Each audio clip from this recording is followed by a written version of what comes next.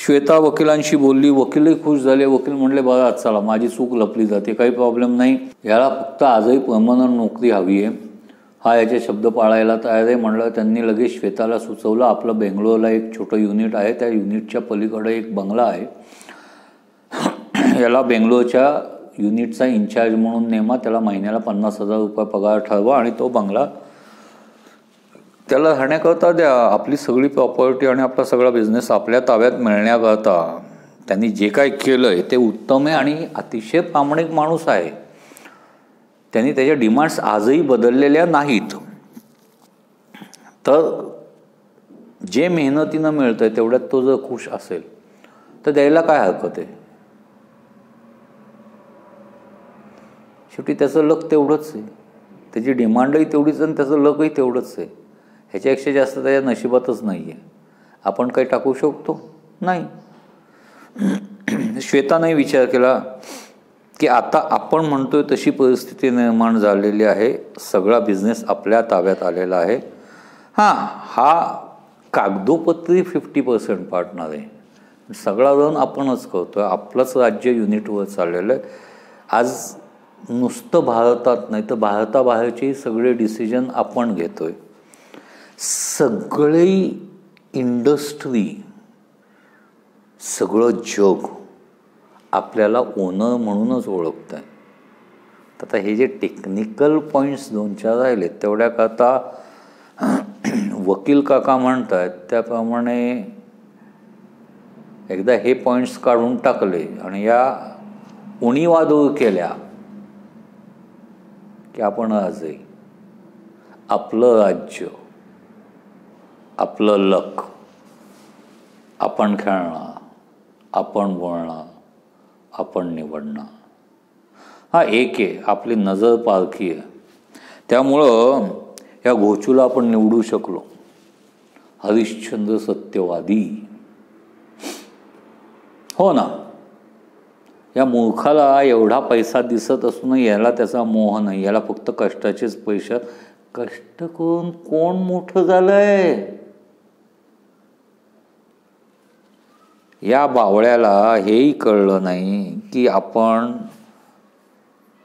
ज्या दिवशी पहिल्याच भेटीत जीन लेमोडेट सांगितलं त्यावेळेला आपण व्यवस्थित पार्ट्यांना सरावलेले आहोत. विचार करण्याची पात्रताच नाही आहे. लग्नही आपलं हे झालंय कागदोपत्री याच्याशी. Still I am intact. तिनं वकिलांना सांगितलं ओके डन. त्याचं अपॉइंटमेंट लेटर असते ते सगळं तयार करा.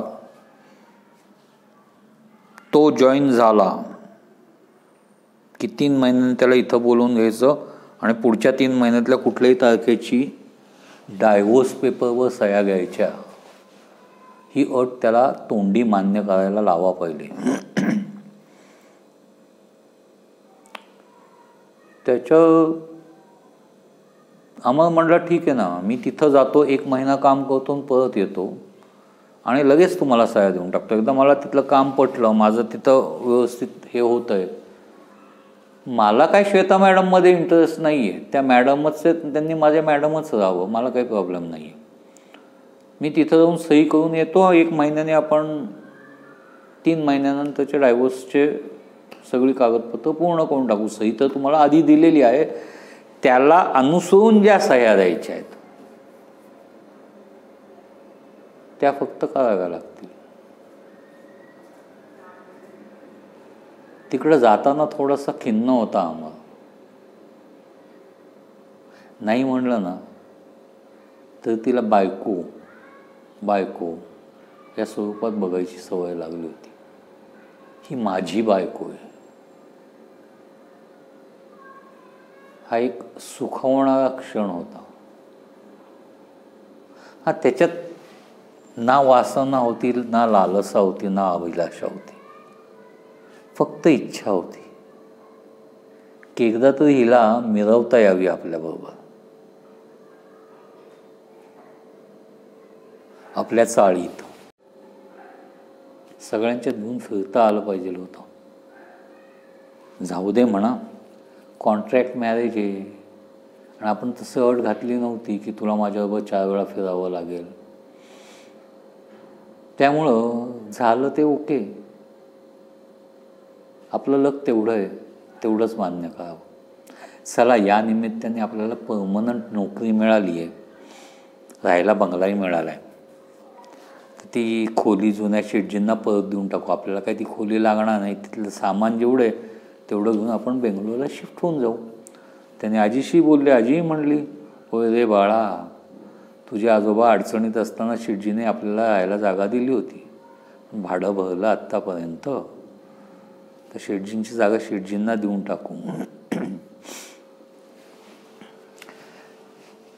जशी त्यांनी शेटजींच्याकडं किल्ली नेऊन दिली की आता मी बेंगलोरला कायमचा शिफ्ट होतोय, तसं शेटजीच चमकले. अरे तू मागणार नाही का काही पैसे खोली परत देण्याचे? प्रत्येक भाडेकरू मागतो. तर म्हणला, नाही शेटजी, माझे आजोबा अडचणीत असताना तुम्ही दिलेली जागा, खरं तर मी नंतर भाडं वाढवायला पाहिजे होतं, पण आमच्याकडं कपॅसिटीज नव्हती. गेले 30 वर्ष आम्ही एकाच भाड्यावर राहिलो, तरी तुम्ही कधी तक्रार केली नाहीत. उलट तुमचेच उपकार आमच्यावर आहेत.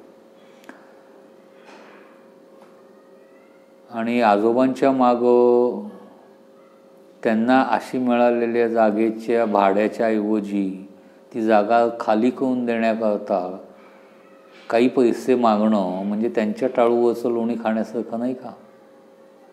ते माझ्या तत्वात नाही बसत. शेटजी खुश झाला. शेटजीनं त्याला 10,000 रुपये गिफ्ट म्हणून दिले. म्हणजे हे बघ बाळा, हे तुझ्या आजोबांचे नाहीत, हे माझेत, आणि हे मी माझ्या नातवाला, त्याला चांगली नोकरी लागली, तो शिफ्ट होतोय, तर तिथं शिफ्ट झाल्यानंतर सुरुवातीला महिन्यानंतर पगार येणार आहे, महिनाभर काहीतरी हातात असावे म्हणून हे पैसे देतोय खाऊचे. ज्या वेळेला मला गरज वाटेल त्यावेळेला मी तुझ्याकडनं परत मागून घेईन. हां, आम्हाला हे पटलं. त्याने घेतले. आजी आणि नातू दोघं जण बेंगलोरला शिफ्ट झाले. 15-20 दिवसात आम्हाला कामाचा अनुभव आला. त्याला एकंदर लक्षात आलं की आपण हे व्यवस्थित पार पाडू शकतो. 1 महिना कंप्लीट झाल्यानंतर अमर परत आला.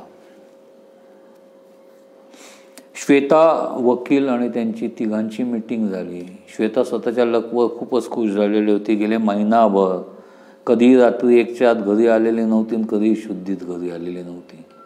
तिची एन्जॉयमेंट, पार्ट्या, स्नूकर, फ्लॅश, सगळे गेम्स चालू होते. जे आता तिला रमी हा बारक्या पोरांचा खेळ वाटायला लागला होता. इथपर्यंत ती जुगारात पुढे गेलेली होती. एकंदर सगळीच संपत्ती हातात आल्यानंतर अनिर्बंध झालेली होती. इतके दिवस तिला जो मावशी आणि काकांचा थोडासा का विना धाक होता, तो आता संपलेला होता. नवरा निघून गेलेला होता. पूछेगा कोण? त्या दिवशी ज्या वेळेला अमर आला त्या दिवशी तो संध्याकाळी 7 वाजता घरात पोचला आणि ही रात्री 1:30 वाजता टुन्न होऊन घरी आली. तिची एकंदर अवस्था बघितल्यानंतर त्याने तिला आधार देत खोलीत नेऊन झोपवलं आणि सांगितलं की ठीक आहे, आपण उद्या सकाळी बोलू. आणि तो नेहमीच्या शिरस्त्याप्रमाणे गॅलरीमध्ये जाऊन झोपला. दुसऱ्या दिवशी ब्रेकफास्टच्या टेबलावर दोघं समोरासमोर आल्यानंतर तिनं सांगितलं, सॉरी, मी काल जरा थोडे पार्टीला गेले होते आणि कधी सवय नसल्यामुळं किती घेतली कळली नाही, पण रिअली व्हेरी सॉरी. तर म्हणलं ठीक आहे, नो प्रॉब्स. तसं आता तुम्ही मॅडम आहात माझ्या, you are owner of the factory आणि I am employee of the factory. फक्त जे काय टेक्निकली सह्या राहिल्या आहेत त्या डायव्होर्स नंतर करून तुमचा 50% शेअर तुम्हाला परत करायचा आहे. ती म्हणली, नाही असं करा, तुम्ही 50% शेअर मला आत्ताच परत करा, आपण डायव्होर्स नंतर करू. मॅडम, थोडासा विश्वास ठेवायला शिका दुसऱ्यावर. मला तुमचा कुठलाही शेअर खायचा नाही. आजही माझ्या आजोबांनी आणि आजीनं शिकवलेलं आहे, मेहनतीचा पैसा टिकतो आणि कामाला येतो आणि त्याच पैशात नशीब असतो. त्यामुळं मी तुम्हाला हे सजेस्ट एवढ्याच करतोय की मला तुमचा शेअर परत करताना त्या शेअरवर राईट तुमचे देताना मला टाकावं लागेल, कारण डायव्होर्समध्ये मला मिळतं आहे की सदरचा शेअर मला हिचा पती म्हणून मिळालेला होता, पण आता आम्ही विभक्त होत असल्यामुळे सदरच्या शेअरची मालकी मी मूळ मालक श्रीमती श्वेता यांच्याकडे परत हस्तांतरित करत आहे. तिनं वकिलाला फोन केला. वकिलांनी सांगितलं की तो म्हणतोय ते बरोबर, त्या पद्धतीनंच व्हायला पाहिजे. सगळ्यांची भेटीगाठी झाल्या, सगळ्यांचं बोलणं मान्य झालं. डायव्होर्स पेपरवर सही आहे तशीच ठेवायची ठरलं आणि 3 महिन्यानंतर ती सादर करायचं ठरलं. अमर परत बेंगलोरला आपल्या फॅक्टरीत येऊन कामाला लागला. बघता बघता वेळ गेले, काळ गेला. 3 महिने कधी संपले कळलेच नाही. अचानक सकाळी उठल्यानंतर नेहमीप्रमाणे कॅलेंडर बघताना त्या लक्षात आलं, परवा 3 महिने संपतात, त्यामुळे उद्या आपल्याला जावं लागेल. त्याने टी व्ही ऑन केला आणि त्याच्या नेहमीच्या माणसाला फोन केला, परवा उद्याचं मला अमुक अमुक फ्लाईटचं तिकीट दे. तोही म्हणला येस सर, नो प्रॉब्लेम. त्याच वेळेला टी व्हीवर निवेदन आलं, नमस्कार, मी जयेश भिडे, TTV मराठीचा वार्ताहर. काल US वरनं येणाऱ्या बोईंग 707 या प्लेनला अपघात झालेला असून त्या अपघातामध्ये भारतातल्या सर्वात मोठ्या उद्योजिका श्रीमती श्वेता यांचं निधन झालेलं आहे.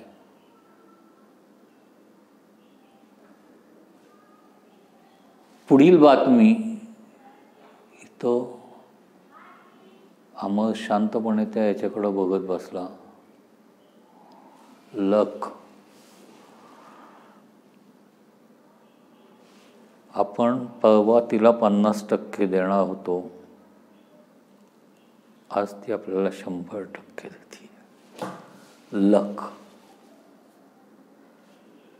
मग मित्रांनो, आहे ना लक? बघा पटतंय का? पटलं कळवा मला. अरे यार, तुम्ही कळवलं ना की मजा येते. मला माझ्या लकची खात्री पडते. जसं या कॉमेंट्स वाढत आहेत ना, तसं माझं लक वाढतंय. तेरा तो कुछ जाता नहीं, जो आता है वो मेरा आता है, तो बढ़ा दो ना मेरा लक. वांदा कहाँ है? चल फटाक से एक स्माइली और एक कमेंट डाल दे. सब्सक्राइब तो तूने अभी तक किया ही होगा. डन.